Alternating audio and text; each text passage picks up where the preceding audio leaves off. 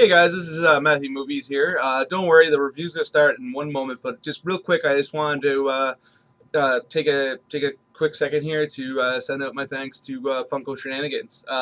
He's another YouTuber from the great country of Canada who recently helped me out by making me an intro video. Which this is the first video.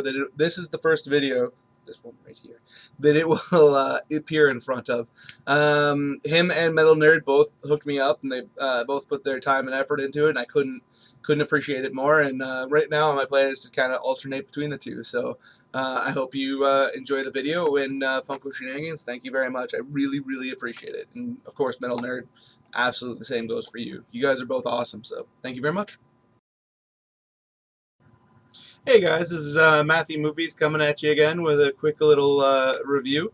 This time I'm doing a movie that came out fairly recently, The Jungle Book, the live-action remake of the classic Disney cartoon.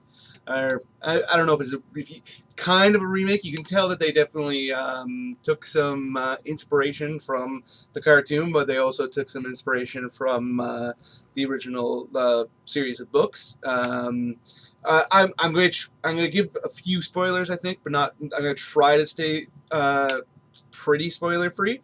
But I will say that one character is definitely a lot more harsh than he was in the cartoon, which is not a bad thing at all. First off, okay, so I watched this movie with my wife, and right from the get-go, she was commenting about how she felt like it was pretty obvious that they were in front of a green screen. And I'll say this: I don't think she's wrong. You could definitely tell that they were in front of a green screen. But that aside, I think this movie looks phenomenal. Like the quality of the CG on the animals is amazing.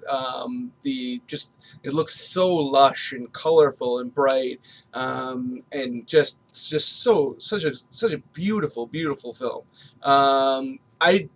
I'd forgotten that Jon Favreau is the one who directed this, director of like Zathura, Chef, Iron Man, a bunch of other movies. I really dig his stuff. I don't know why I mentioned Zathura because I'm not a big fan of that movie, but otherwise I really like most of his movies, and this is definitely no exception. I absolutely suggest that people check it out.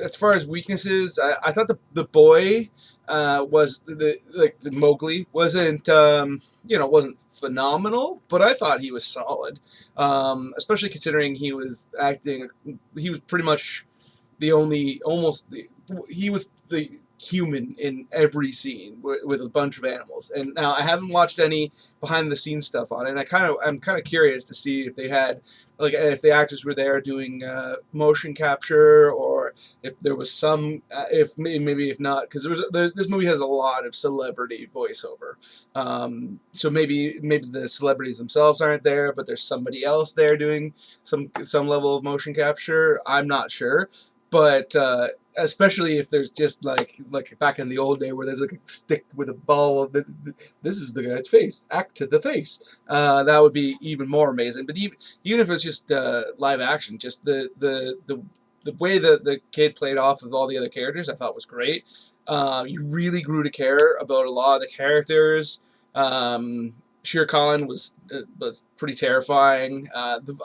There's a lot of movies that have celebrity voiceover, and you kind of have to think to yourself, like, what is the point? Like, you're not seeing them. Like, it's just their voice. And I know for the studio, I think a lot of it is that they like to have these names on the poster, which I can't blame them. A lot of people, I mean, when you talk to somebody and you're like, hey, try to tell them about a movie, one of the first things you typically will get asked is who's in it.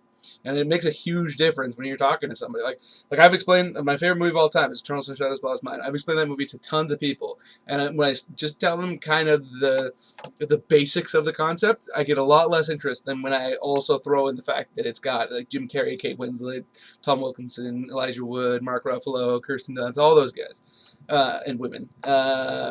Once they know that it's got that level of cast, it gets a lot more interest. So you can't really blame them for that, I suppose. But when you're just hearing the voices, it sometimes seems silly that they bring in these celebrities, and you can tell sometimes that the actors are kind of sleepwalking through their roles because they're phoning it in, and yeah, I'm sure there have actually been cases where they probably did actually literally phone stuff in.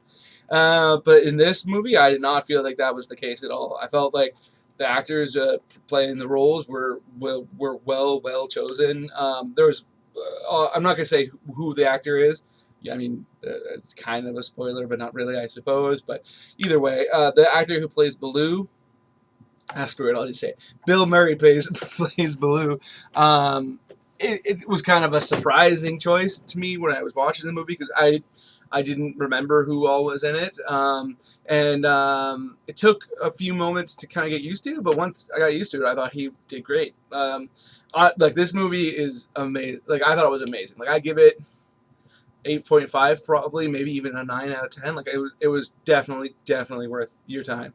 And even if like, don't let the fact that it's based on a cartoon or a child, like a children's story, convince you not to watch this movie because it is definitely worth your while. So there you go. There's my little review.